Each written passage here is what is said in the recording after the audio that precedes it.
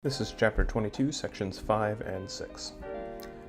So this section starts out by looking at one of the many new inventions of the Civil War. There were a lot of new creations during the Civil War. It was the first photographed war.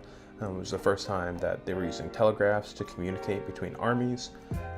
And importantly in this chapter, is the first use of armored ships or ironclads. When the war started, the Union took most of their navy out of Virginia because that is where it was originally stationed. As they're leaving, they leave behind one ship called the Merrimac.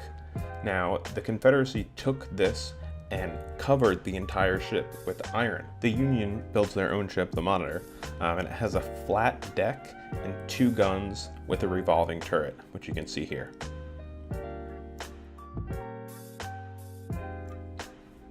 Now this threatens to break the Union blockade, which was a key part of the Union strategy to win this war.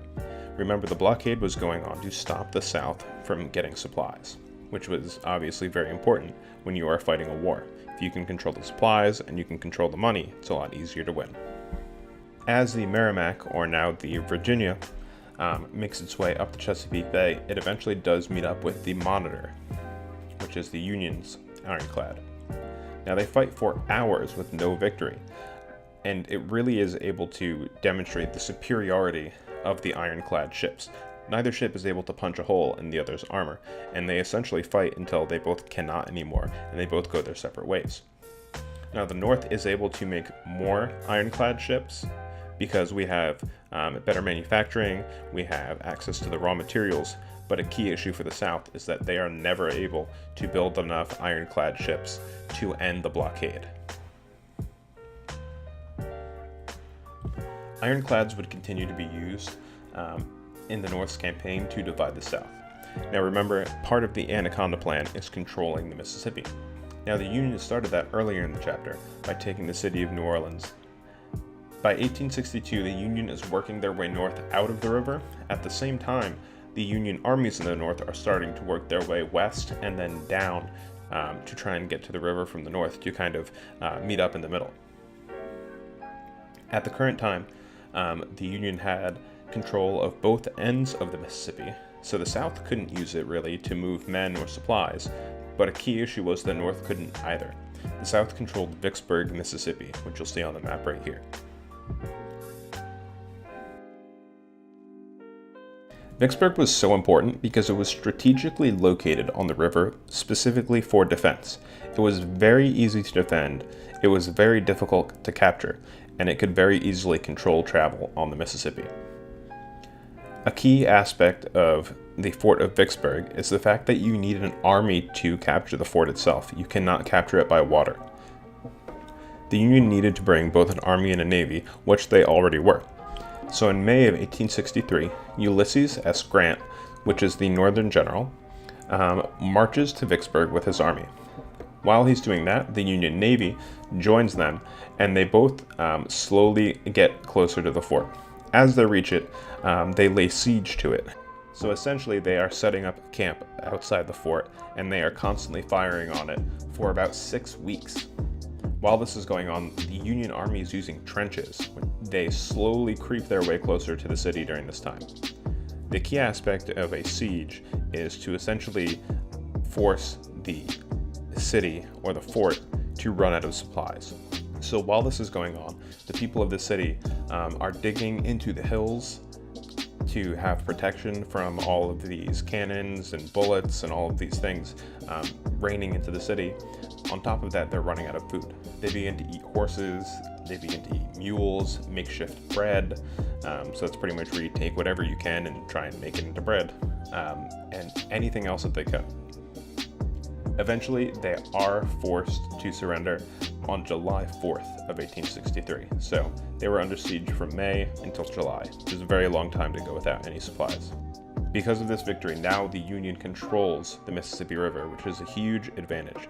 Keep in mind that the South, like we mentioned before, did not have as many railroads, did not have as many canals. So the fact that we have the Mississippi River now in control of the North is going to give them a huge advantage. Because of the blockade and the Union control of the Mississippi, life gets very difficult for the Confederates in the South. Obviously, any sort of imported goods are going to run out very quickly. There's a blockade. You cannot import anything new.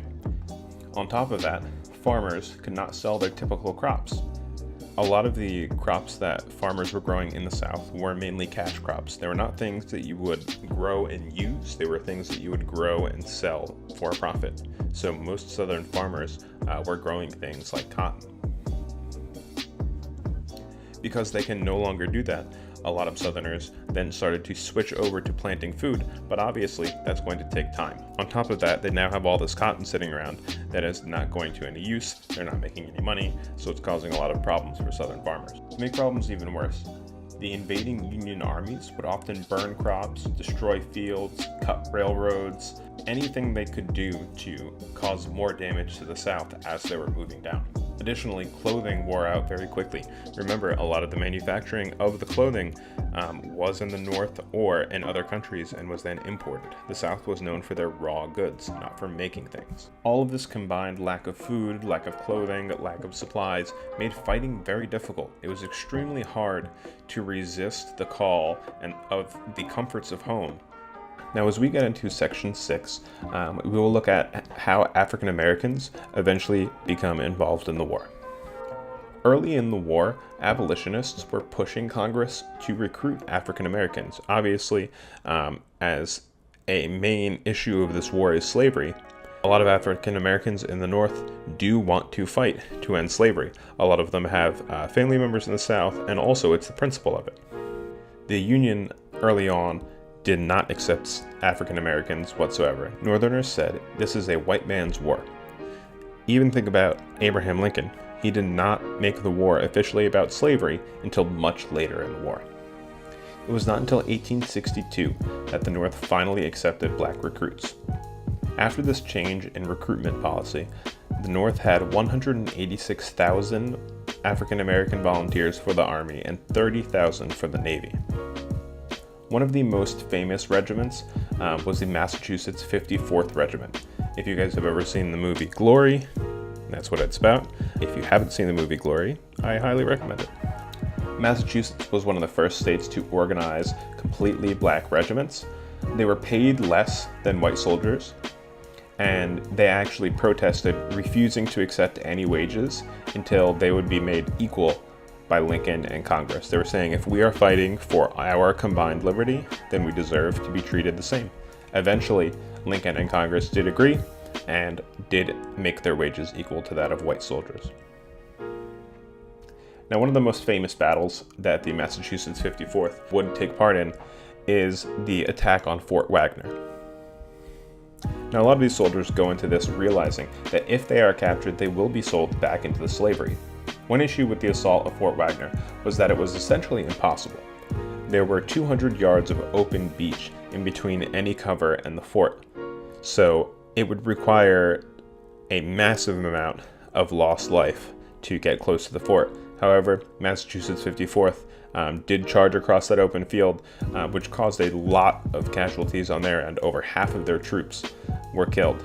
However, the bravery that they showed did earn respect for their regiment and for other African American regiments. A lot of times, these other African American regiments would be treated similarly to the Massachusetts 54th. A lot of times they had bad training, they had pretty much secondhand equipment, and like I said before, they risked either enslavement or possibly even just execution if they were captured.